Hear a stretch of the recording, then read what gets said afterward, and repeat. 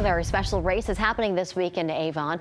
The annual ERRACE race to fight cancer kicks off on Saturday. And joining us to talk more about the event is co-organizer Dr. Andrew Caputo.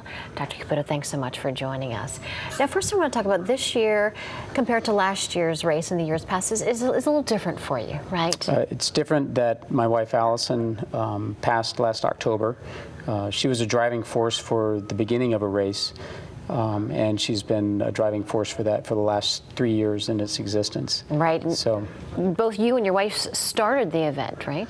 We started the event 4 years ago, but with the significant help of a number of wonderful professionals and friends and family locally.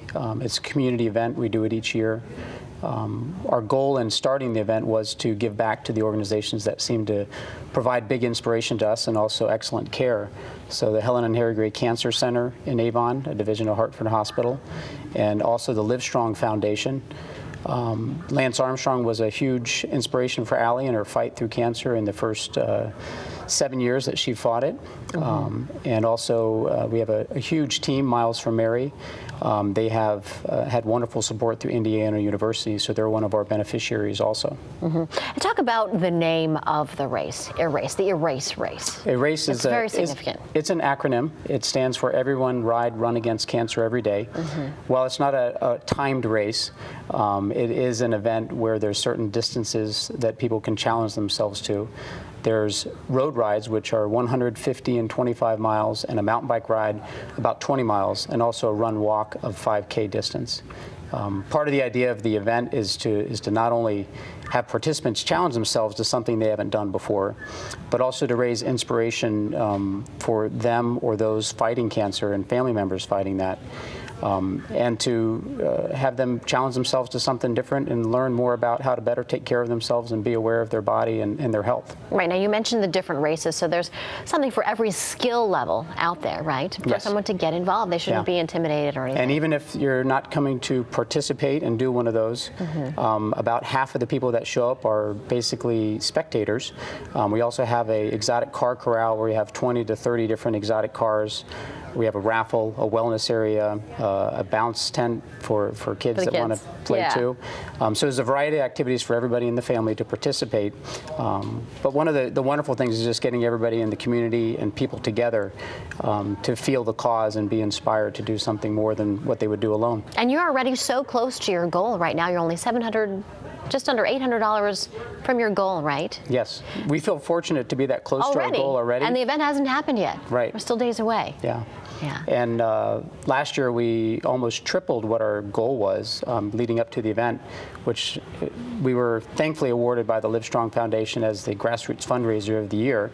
That's the trophy they're signifying, and that's an international award. So we're very fortunate to have them be there with us and participate with us this Saturday. Now, unfortunately, we mentioned it earlier, your wife is not here for this year's event, but I'm sure you're thinking about what she would be thinking as we move to Saturday, right? As you're moving forward and continuing on with this really event. carrying on her spirit. I mean, everybody who's she taught everybody who's involved in making this organization run and the event occur. She's worked with everybody through that, and in each one of them, and the participants too, I think her spirit lives and continues with them. And this year we're going to dedicate the run to her, which is the 5K run. So we're going to dedicate that in her name. And there's still plenty of time for people to register for these events, right? Absolutely. There's on-site registration also. We typically get about half of the total participants pre-registered. We're expecting anywhere between 600 and 800 participants on Saturday and an equal number of spectators.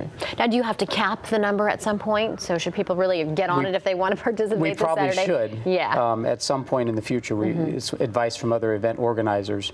But we're still growing. We still want to maintain it being a relatively community organization.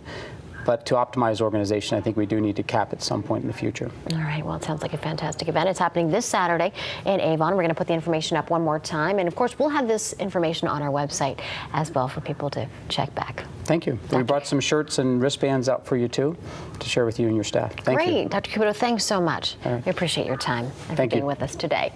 So to come here on Morning Extras, stick around for our Savvy Shopper. She's going to save you all money at local attractions all summer long, so you don't have to worry about breaking the bank.